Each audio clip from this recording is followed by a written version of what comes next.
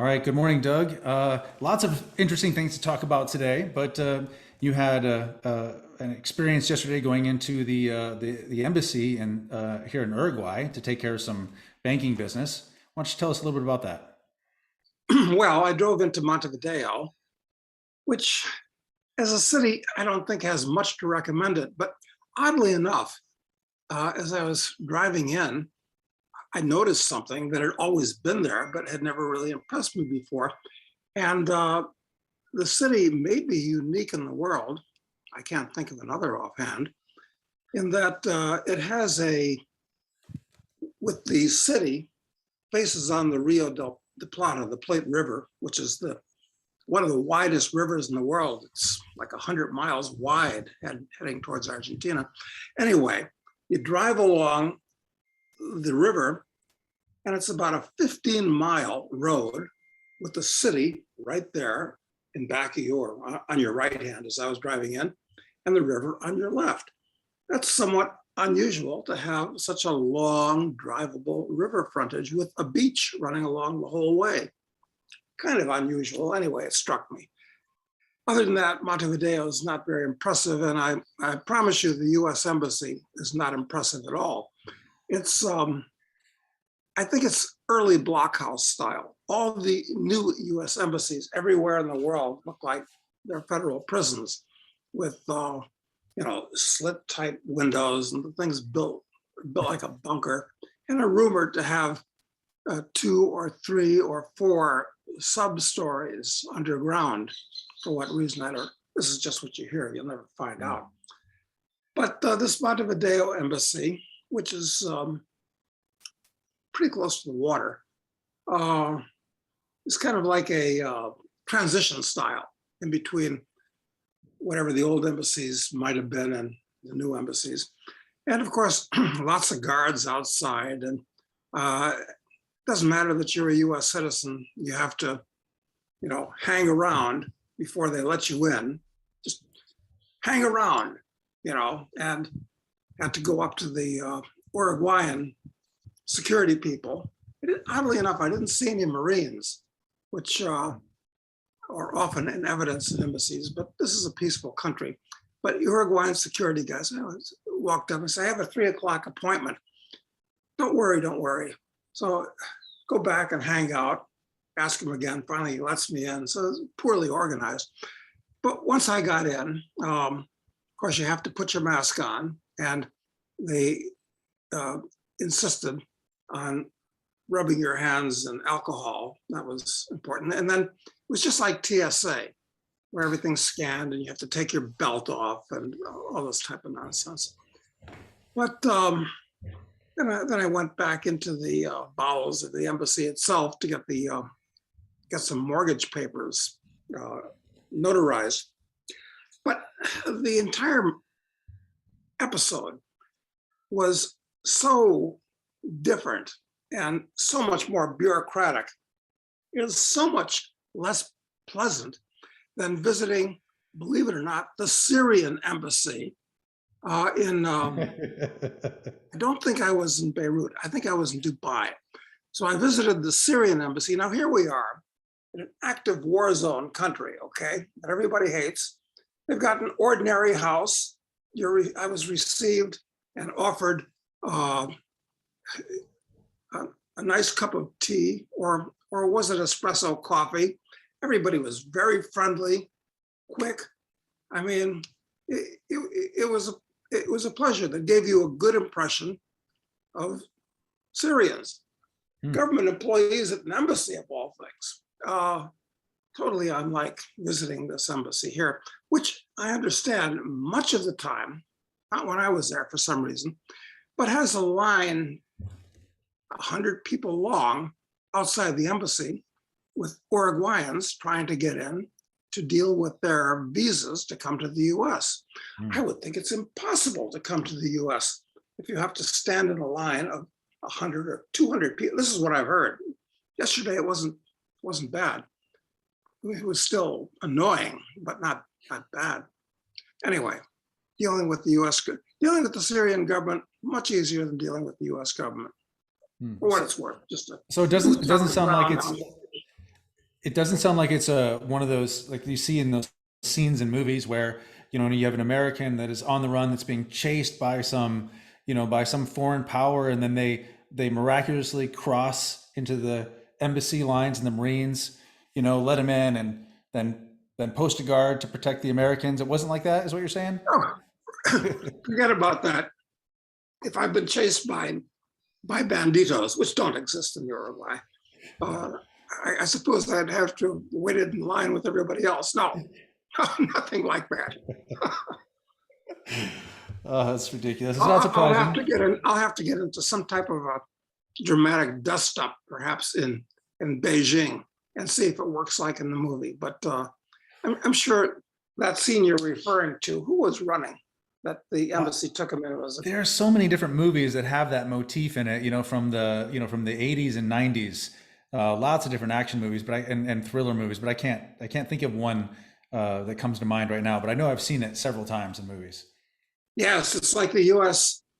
embassy is your home away from home, where you'll be welcomed, and they'll give you a warm blanket and everything you need. No, nothing like that. I suspect that the State Department or some other government agency is paying the movie producer to make it look better than it really is. Just like most of the war movies are sponsored directly or indirectly by the big corporations, so they get a good plug about their equipment and that. Same thing. Raytheon weapon systems or whatever. Yeah, yeah. I mean, I'll never forget the most egregious thing. I may have mentioned this before. It was a movie with Charlton Heston, and it was a Navy movie. And he says, thank God and General Dynamics. When they Right. actually said that in the movie. So Oh. anyway, All right. At least they're open. That's what I did yesterday.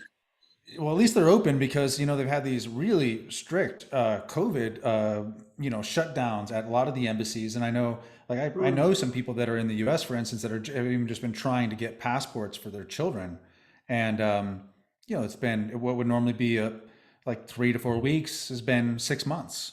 So it's all been. You're lucky it was open, I guess. Yeah, but once I got into the bowels of the embassy, there were the area where I was, the consular area of the embassy. It was like a bank, but it was like serious bulletproof glass at each of the 6 kiosks, separating petitioners from the government official that was going to approve whatever they were doing. So we all had to wear masks, of course. Although I Safety pulled first. mine down under my nose, and oddly nobody noticed or objected or whatever. Probably negligence more than anything else. They didn't object to that. But it was really, the security is extremely high. I felt so much more comfortable at the Syrian embassy years ago. I love that. That's so great. Well, maybe they're these officials are anticipating the future hatred that's coming their way and sort of building defensible positions in advance of that. Yeah. Well, I can't believe anything violent happening here in No, not peaceful, everywhere. backward little Uruguay, but anything can happen anywhere, of Yeah, well, course. after 9/11 though, they just did this global upgrade to all diplomatic facilities around the world, all State Department facilities, where they were, you know, shoring them up from car bombs and all these other potential threats. And I think they did it sort of blanket for all of the embassies, regardless of where they were located. So Yeah, I'm going to deal with that subject, among many others, in the next novel of the series, which will be called Terrorist, talking about, how people that really want to disrupt the system could actually do so, regardless of all of the hardened facilities and so forth. yeah, exactly. Yeah, it's just kabuki theater, is all the hardened facilities really are, quite frankly. It really is. So the other thing that came across the news item, big news item of the day, is the inflation rate once again ticked up This time at 7.5% is the official inflation rate, which the headlines all say this is the highest it's been since in 40 years, since 1982, basically. You're Now, the right problem about with that that. number, go ahead. Yeah, but go ahead, because you made an observation before we actually went on the air, which impressed me as totally correct. Well, the fact is, and I think you originally turned me on to this. John Williams, I think the guy's name is, has a website called Shadow Stats, and he calculates, among other things, he calculates the inflation rate based upon this an older version, an older model, essentially. So the way inflation was calculated in 1982, if we use that same methodology to calculate inflation today, inflation would not be 7.5%. It would be double that. It would be 15%. A much more reasonable and accurate reflection of reality. Yeah, it is. I figured for some time it's got to be running at least 15%, just when for the things that you look around. But of course, one meme that the U.S. government likes to they believe in is we have nothing to fear but fear itself. So don't give the people anything to fear, and there's nothing to worry about. Right. Exactly. Yeah. No. But the thing is about like, I wonder if people realize how deeply destructive. If was we haven't in my lifetime. Basically, we've never really had substantial inflation, not like this. I mean, like, and so I wonder if people really realize how fundamentally destructive this is to capital worldwide. I mean, people's standard of living were just going to be totally destroyed if this continues at this rate, or even accelerates from here. Like, how do we put that in perspective for people to understand the impact of that? It's utterly disastrous because it makes it foolish to save money. Because in every country in the world, when you save in order to get ahead, you're saving the national currency. I mean, smart people don't do that now. People that are knowledgeable about economics and finance don't do that anymore. But the average guy, by which I mean 95% of people, I don't care if you're in Zambia or Burma or the United States, you save with the local currency. And when the local currency is inflated away, everything that you worked and saved for is destroyed. I mean, you may not realize it's only very subtle when inflation is running at 1 or 2 or 3%. But now that we're getting up into the 15% level, and there's nothing that you can invest in that can keep you ahead of inflation with any kind of certainty or safety, that is to say. Even if you buy a junk bond today, you can't get more than 10%, then you have a real risk of default, and inflation is still running 15%. So this is going to destroy the middle class, who are the people that actually do produce more than they consume and save the difference. So this is going to be devastating, and they're going to start realizing this. Forget about a major stock market collapse. Forget about an outright bond market collapse. I'm just talking about subtle things going on as they are. It's going to result in a catastrophe. It's absolutely guaranteed. And, as I was thinking about this, I like to look for historical analogies. And actually, the middle class today equate to the peasants of times past. Times past, 95% of people were peasants. They just kind of lived from hand to mouth and, grew some wheat and so forth. And throughout history, there have been, we don't know how many peasant revolts there have actually been throughout history, where the average guy, who throughout most of history was a peasant, just had enough and tried to overthrow the existing order. Probably thousands. We have records of hundreds of them, but oddly enough, they're rarely good records, because throughout past history, the people that have written the history have been the upper classes, because they knew how to write. They've been the clerics and the rulers, and they don't want to memorialize the disaster for them of a peasant revolt. So these things are not well recorded throughout history, but we do have indications of it. And things which have been recorded, they had lots of peasant revolts in the early days of China. But the things that interest us most are the ones that occurred in the days of Western civilization. And the most famous peasant revolt in all of history, or at least Western history, was the English peasant revolt. Some call it the Wat Tyler Revolt of 1381. And actually, since this is the best recorded, there's more known about this one. This is the one I looked into most. And I think it was on June 1st. Richard II had just, who was a boy king, or his government, had just imposed a poll tax on the British people. And a poll tax is one where everybody pays a flat tax.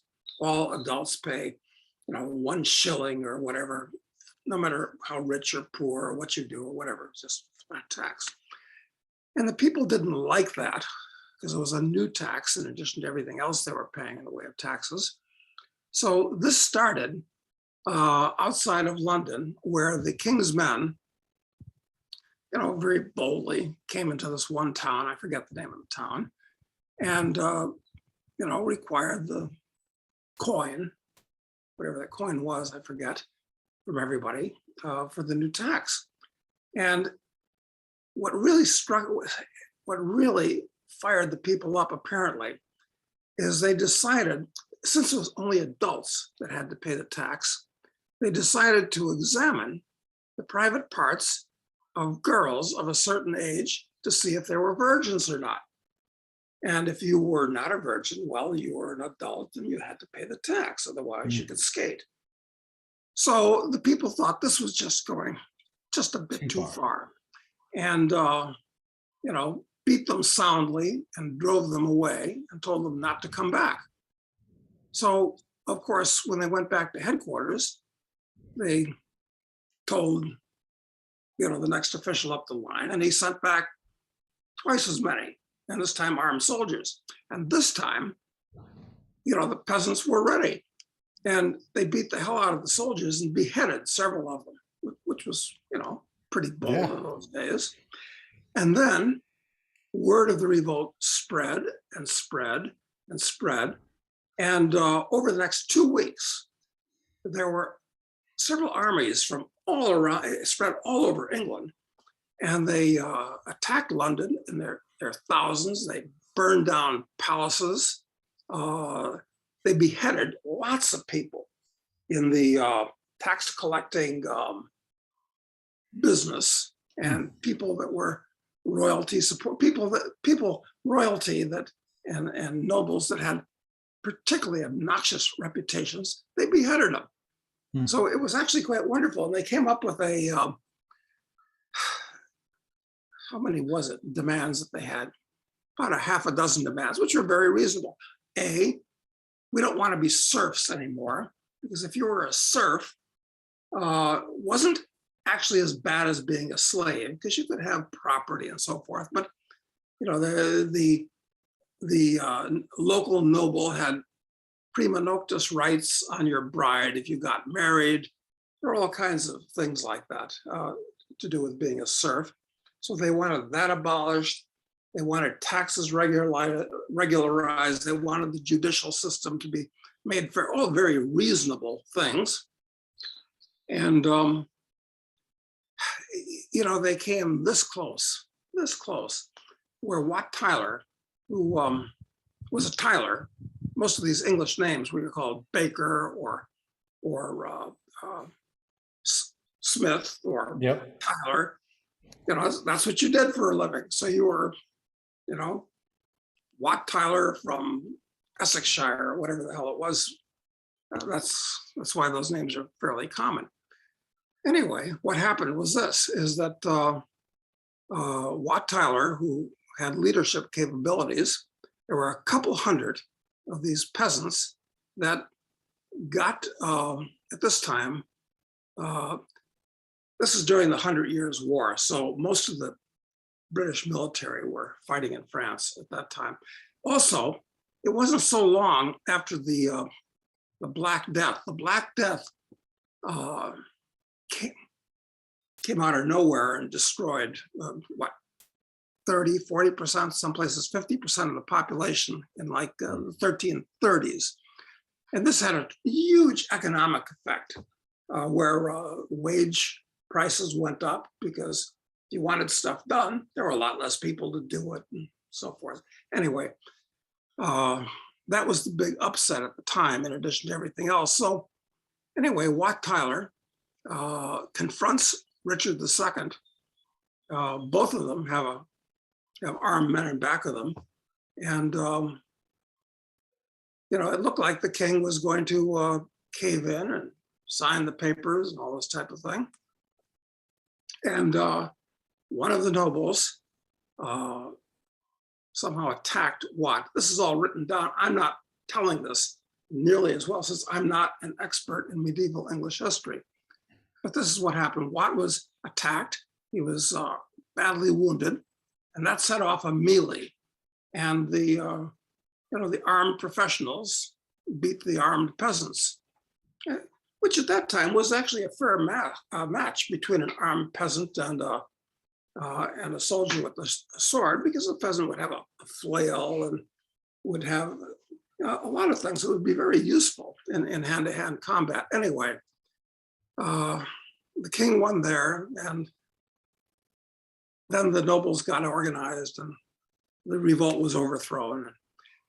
Anyway, there's a lot that turned out to be written on the English Peasants' Revolt of 1381. Really interesting reading, okay? So I think most people are not actually very aware of it. So I'm just mentioning that to encourage people to look into it. There were peasant revolts before and lots more after, but that's the most famous one. And what we're seeing right now with the Canadian truckers, you mentioned to me beforehand that it has the same feel of a peasants' revolt. It does, because they're the same people.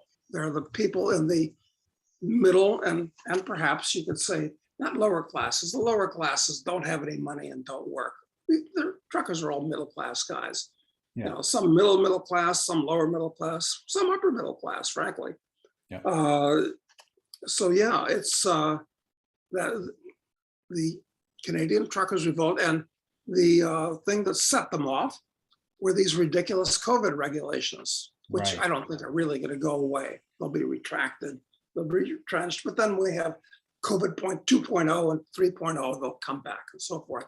And one thing that occurred to me from the various peasant revolts throughout history, which we know about hundreds, but there are undoubtedly many thousands, is that almost always the powers that be win. The history we have show that they're almost always put down. And this one will be too. Now, why might that be? Because they didn't actually overturn the power structure. They didn't replace the king with something better. And it's like a cancer. It grows back unless you cut it out entirely. And that kind of leads me to actually in European history, the second most famous peasant revolt, which was actually bigger in terms of deaths, but there's a lot less writing about it. There's not much writing about any of these peasants revolts for the reasons I just said. And that, it's terrible when you try to do this and you have a dog trying to get your attention. And this was the German Peasant War of 1525.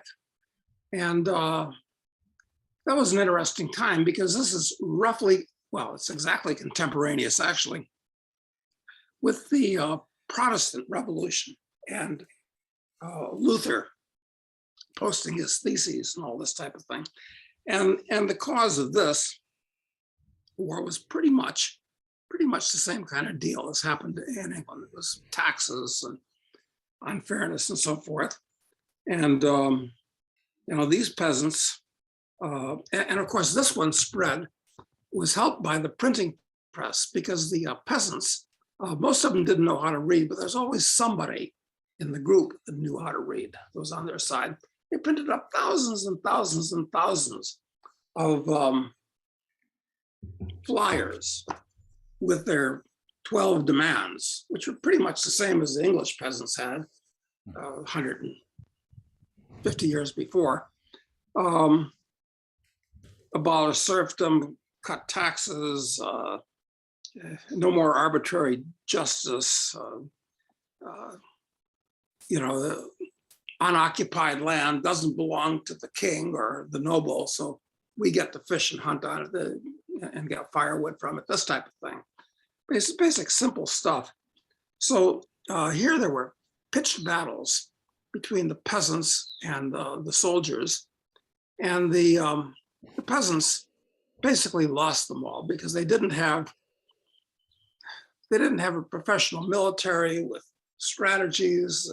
Their weapons weren't as good. They didn't have as many firearms and so forth. And it turned out that something like 100,000 peasants were slaughtered by the powers that be, and then it went away. But then there were other peasant revolts after that. Anyway, so this truckers thing is like a milder version of past peasant revolts, like the Whiskey Rebellion that took place after the Constitution was put in, after George Washington was president.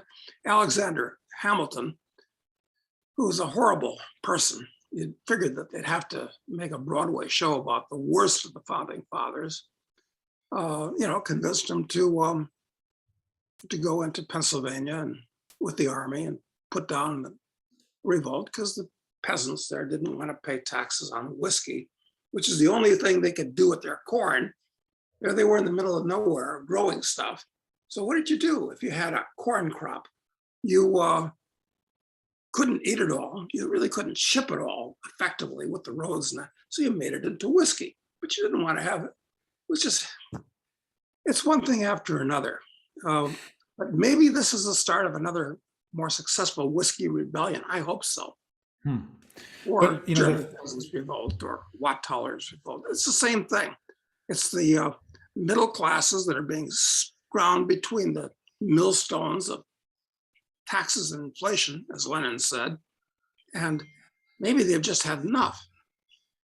Anyway, that was kind of a long soliloquy on my part, but no, that's really interesting. I didn't know about either one of those, frankly, and I'm going to do some reading on them. I just wonder, like, how does that, because this does seem to be escalating, the success of and maybe this was just like with the English peasant revolt, because it was successful, its initial pushback was successful, then it does gain momentum, and more people are encouraged to do it. So we see now in Canada, you've got people blocking, the major bridge between Ontario and Michigan, which 25% of the trade between the two countries happens on that single bridge, and they have that totally blocked off.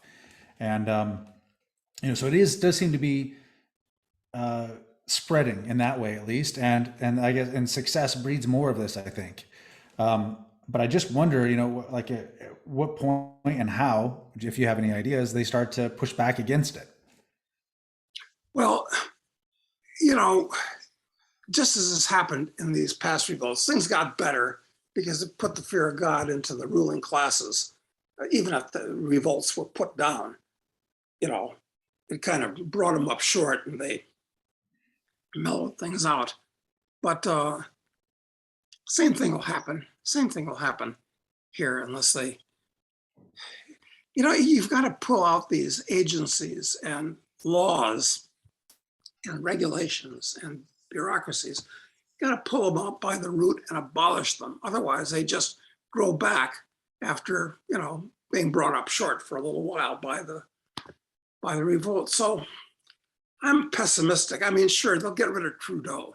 I mean, that seems a foregone conclusion, and he'll be replaced by somebody more reasonable. But it's not going to change anything. Basically, the deep is going to be there. Yeah. So they'll just grow back. They'll Yeah. come back. But so do you think the way things are moving between the U.S. or between the truckers right now with this, do you think that the government will just accede to their demands and just kind of just let the pressure off? Do you expect that to happen? Because there's talk about some escalation, where they were anticipating mass arrests, and it's rumors really more than anything else. But there's certainly been some talk of that. Well, I guess we spoke of this before, and kind of the word on the street that I pick up is that the RCMP were basically the same class background, middle class, as the truckers, understand their beef. And even though they're state employees, they don't want to stick their noses in this. And the Canadian military, same thing, say, look, we don't want to get involved in this. This isn't our deal. But it's the local Ottawa police that are apparently pushing back the most on this. So I guess if you're, a government employee like cops are, you don't want to lose your job. I mean, you want a job. It's a pretty good job. So, Well, I don't know if you know this, but the Ottawa police are not required to be vaccinated. They have an exception. that's Isn't that very amazing? that's really funny. Yeah.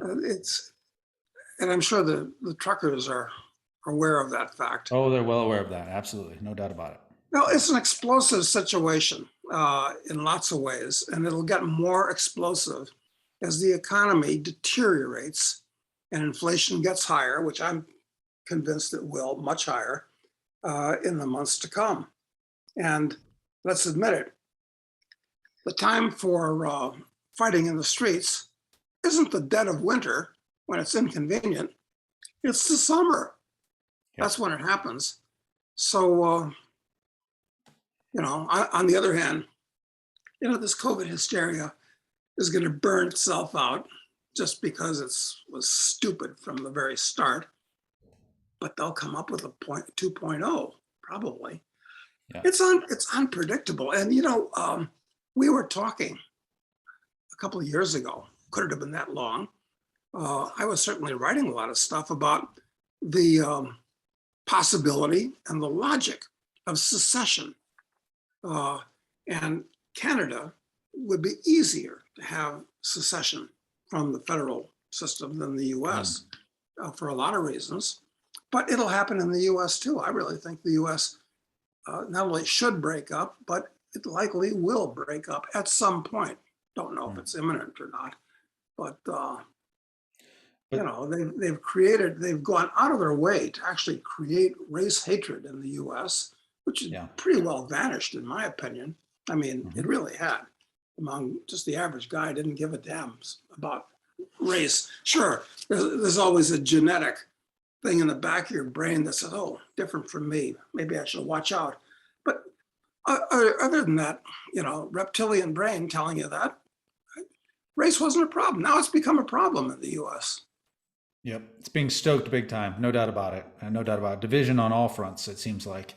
But I wonder, like, when a secession, that kind of thing happens, does it happen through confrontation, or does it happen more like the Soviet Union, where essentially the ability to hold it together dissolves, and so it just collapses under its own weight, versus as I said, actual armed conflict or forcing the issue, as was done in the Civil War?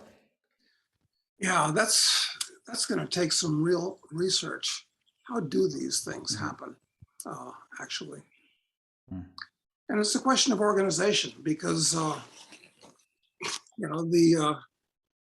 government has all the organization and the infrastructure and the weapons. It's really tough to try to fight the established powers. It really is. And I know Paul Rosenberg, among others, have talked about the best way to do it is with a parallel society where you basically ignore them. But who was it that said,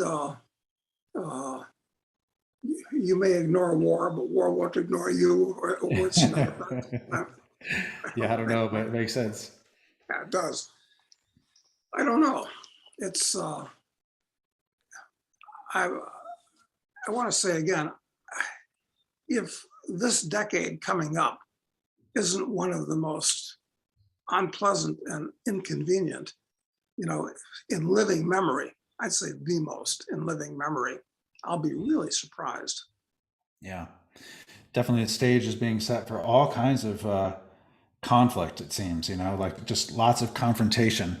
People are not negotiating. People like positions are hardening on every side, whether it's the Russia and Ukraine issue or the trucker situation. It seems like everyone is getting digging in and into their position and not really willing to give up anything on it. Yeah, and the same thing in many ways with China and Taiwan, which the U.S. will certainly get involved in. And it's funny. Everybody's heard about the Nord Stream pipeline, Russian gas to Germany. But the only thing we really hear about is that the U.S. government wants to do this or that about it. Wait a minute. The U.S. government doesn't own the pipeline. It's not financing it. It's not on our territory. It's between two other countries. Well, why is the U.S. talking about this like we own and control the damn thing? I'll have to look into that and find out more. Do you know the answer to that? No, I do know that Biden said something like that at a press conference. He said, "Hey, if they attack Ukraine, this pipeline is done. Like we're going to turn it off." And they said, "Well, how can you turn it off? Because it's Germany." And he goes, "Trust me, we could turn it off." That's what he said. Yeah, I'm sure. I'm sure they. Yeah, that's why God made cruise missiles. Yeah, we could kill like that, but I mean, freezing a bunch of our German allies probably is not the best strategic decision. You think? I know it's a bizarre world, and I'm sure that the average American, having heard so much about the Nord Stream pipeline, doesn't actually realize these simple facts. I think we're being accurate in putting forward. No, Perhaps, we definitely are. perhaps some reader who's very familiar with it can tell us if we're missing anything. Yeah, that'd be great.